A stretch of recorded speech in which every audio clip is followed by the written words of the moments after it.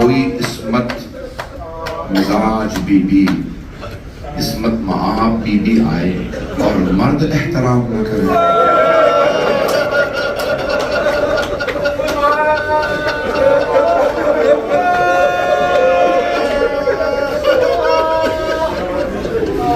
آپ نے be be کے دروازے پہ آنے پہ بہت زیادہ اعتراضات سنے. میرے الفاظ پہ غور کیجیے گا, مصائب ضرور سنیے. میرا آپ سے سب سے وعدہ ہے, جب نتیجے پہ پہنچیں گے آپ سب ضرور کلیئر کیجیے, ضرور کلیئر کریں گے, لیکن سن لیں. آج بہت سے لوگ اعتراض کرتے ہیں نا, کیسے ممکن ہے سیدہ دروازے پہ آئیں, علی کی غیرت کیسے اجازت دی. بہت سے ہمارے مسلمان بھائی سیدہ دروازے پہ نہیں آ سکتے, یہ شیعوں نے کھڑا ہے بنایا ہے کہ سیدہ دروازے پہ آئیں. چلے ہماری کتابوں کا آپ کہہ دیں شیعہ کتابیں, اپنی کتابوں کو کیا کیجیے گا. غور سے سنیے گا, میرے ہاتھ جوڑ کے درخواست ہے, گھر جا کے بھی سوچیں گے نا تو رونا ضرور آئے گا. ہندوستان پاکستان میں ابھی بھی زیادہ تر لوگ دیہاتوں میں رہتے ہیں. پاکستان کی 2/3 آبادی دیہاتوں میں, 2/3. اور آپ جانتے ہیں گاؤں دیہاتوں میں کہیں لڑائی ہو جاتی ہے, عدالتیں نہیں ہوتی, وہاں عدالتیں نہیں. وہاں پہ جیسے اگر آپ شمالی علاقہ جا چلے جائیں نا, آپ پٹھانوں کے علاقوں میں چلے جاؤ, جرگا بیٹھتا ہے. پنجاب میں سندھ میں جو خاندان کے بزرگ ہوتے ہیں وہ فیصلے کراتے ہیں لڑائی روک دی جائے. اگر 2 گروہوں میں لڑائی بڑھ جائے نا, قتل تک بات چلی جائے, تو کئی علاقوں میں ابھی بھی ایسا ہوتا ہے کہ جب لوگ مارنے آئیں تو عام طور پہ خاندان کی بزرگ خواتین باہر آ جاتی ہے ابھی, اور کہتی ہے دیکھو میرے بیٹے کو مارنے آئے ہوں, میں ماں, ہاتھ نہ اٹھانا, ماں درخواست کرنا. جو قتل کی نیت سے بھی آتے ہیں وہ رک جاتے ہیں, اب خاتون آ گئی ہے, اب فساد نہ کرنا. غور سے سنیے گا میں کہاں لے جا رہا ہوں. اعلان گرامی, چند برس پہلے میں برطانیہ میں مجلس پڑھ رہا تھا ایک شہر میں, تو وہاں پہ مومن نے کہا کہ میری بیٹی ٹریننگ کرواتی ہے پولیس, جب فساد ہو جاتا ہے نا, فسادات ہوتے ہیں تو پولیس آ جاتی ہے فسادات کو روکنے کے لیے, تو کہ اس کی ٹریننگ کروانے کے لیے گئی ہوئی تھی. تو میری بیٹی نے بتایا, بات کرنا چاہتی, بتایا اس خاتون نے مجھ سے خود, کہا برطانیہ میں بھی, یورپ میں, امریکہ میں ٹریننگ دی جاتی ہے پولیس کو کہ جب فساد, بے شک لائٹیں آف نہ کریں, رہنے دیں, میں بہت سی باتیں اشارہ میں کروں گا. عزیزان گرامی, ایک مرتبہ کہا کہ اگر فساد بڑھ جائے اور مرد پولیس افسران سے کنٹرول نہ ہو رہا ہو تو برطانیہ میں ٹریننگ دی جاتی ہے, تو پھر خاتون آفیسر کو بلا لینا. ایک مرتبہ مردوں نے پوچھا, جب مردوں ہی سے قابو نہیں ہو رہا فساد تو ہم خاتون آفیسر کو کیوں بلائیں؟ تو ٹریننگ دینے والے نے کہا جب خاتون آفیسر آتی ہے نا تو فسادی ہو, کافر فسادی ہو تب بھی کہے گا ہاتھ نہ اٹھانا, خاتون آئے. میں نے مکمل نہیں کیا ابھی تک, بہت سے لوگ پہنچ گئے, خاص طور سے جو ہندوستان پاکستان کی دیہاتوں کی تہذیب سے آشنا ہے وہ پہنچ جائے. میری درخواست ہے, ہاتھ جوڑ کے کہہ رہا ہوں, میرے الفاظ کو غور سے سنیے گا. عزیزان گرامی, میری طرف اگر دیکھ سکے دیکھیں گے, نہیں تو آنکھیں بند کر لیجیے گا. جو دیکھ سکتے ہیں ضرور دیکھیں گے, میری درخواست ہے, نہیں تو آنکھیں بند کر کے چلیے.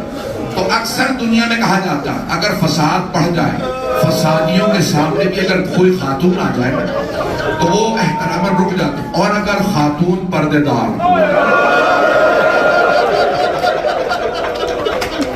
اب کوئی فسادی ہاتھ نہیں اٹھا رہا. کیوں؟ یہ پردے دار خاتون آ گئے. بہتر دیکھے گا, اب سب سے درخواست ہے بہتر ضرور دیکھیں. اور اگر دروازے پہ آئیں صحابہ رسول اور آنے والی بیوی کہے وہ مسلمانوں میں تمہارے نبی کی بیٹی ہوں, کون سی بیٹی؟ وہ بیٹی جسے پیغمبر کہتے تھے ہیا ام ابیہا, یہ اپنے بابا کی ماں, اور مسلمانوں میں فاطمہ ہوں. کوئی فسادی بھی تھا تو کیا سوچنا چاہیے تھا؟ رسول کی بیٹی ہے، ہمارے نبی کی ایک ہی تو بیٹی ہے، وہ خود دروازے پہ آ گئی۔ میں مکمل کر دوں، بعد میں پڑھنا نہیں چاہ رہا تھا، بڑے محتاط انداز سے پڑھوں گا، شیعہ سنی مجمع ہے، ہر جگہ بات جا رہی ہے، کانوں کو ہاتھ لگا کے چند جملے مجھے معاف کر دیجیے گا، لیکن میں مجبور ہوں پڑھنے پہ، اگر کسی کی دل آزاری ہو تو میں پہلے سے معافی مانگ رہا ہوں، مجبور ہوں سیدہ کے دفاع میں یہ جملے کہنے پہ۔ فوراً سیدہ نہیں آئی تھی، پہلی مرتبہ جب کچھ لوگ آئے نا تو آ کے کہا علی بیعت کیجئے، باہر آئیے۔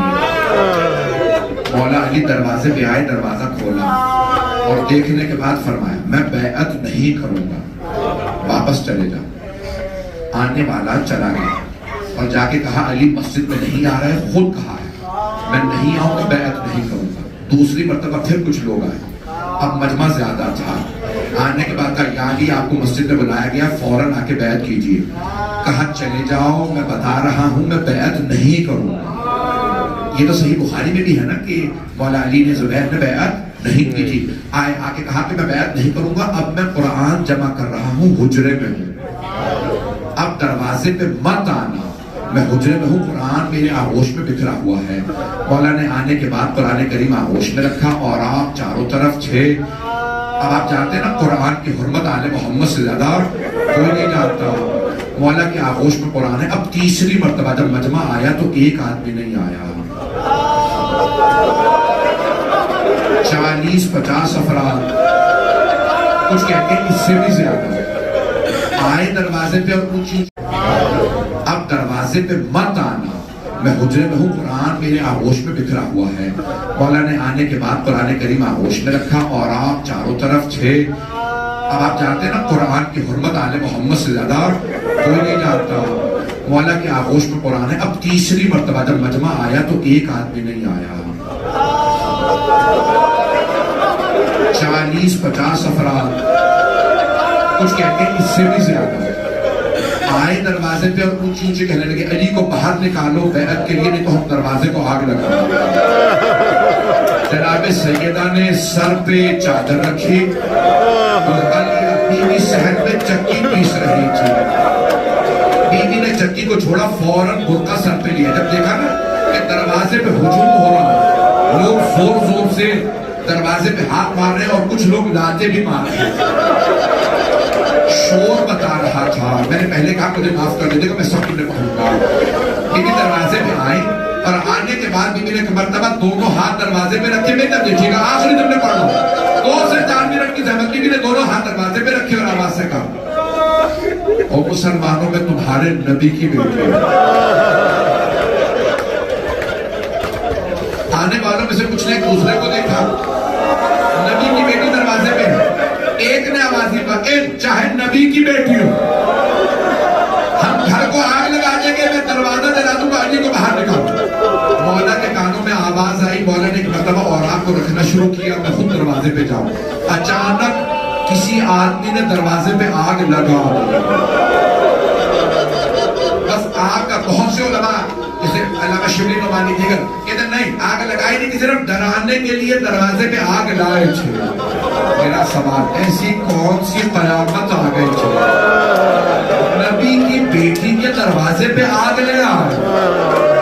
بس بھئی آگ کا لانا تھا۔ ایک مرتبہ جناب سیدہ نے دروازے پہ دیکھا آگ لگی، بیوی نے دونوں ہاتھ پیچھے کیے، بیوی ایک قدم پیچھے کی، کہا مسلمانوں رک جاؤ، میں فاطمہ ہوں۔ چلتے ہوئے دروازے پہ ایک آدمی نے لات ماری،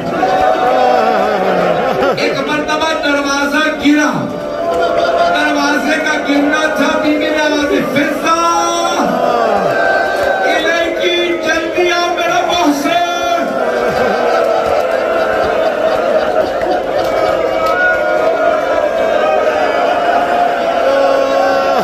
مولا علی علیہ السلام اتنی دیر میں باہر آ گئے، مولا نے اوراق رکھے، صحن میں آ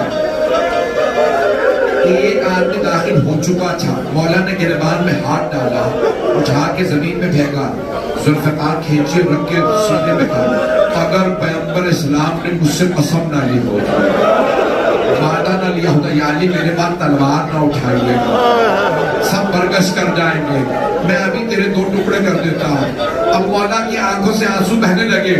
مولا کیوں اس وقت خاموش پیغمبر سے وعدہ کیا؟ بلند آواز سے کہا فاطمہ میری غیرت کا نام ہے۔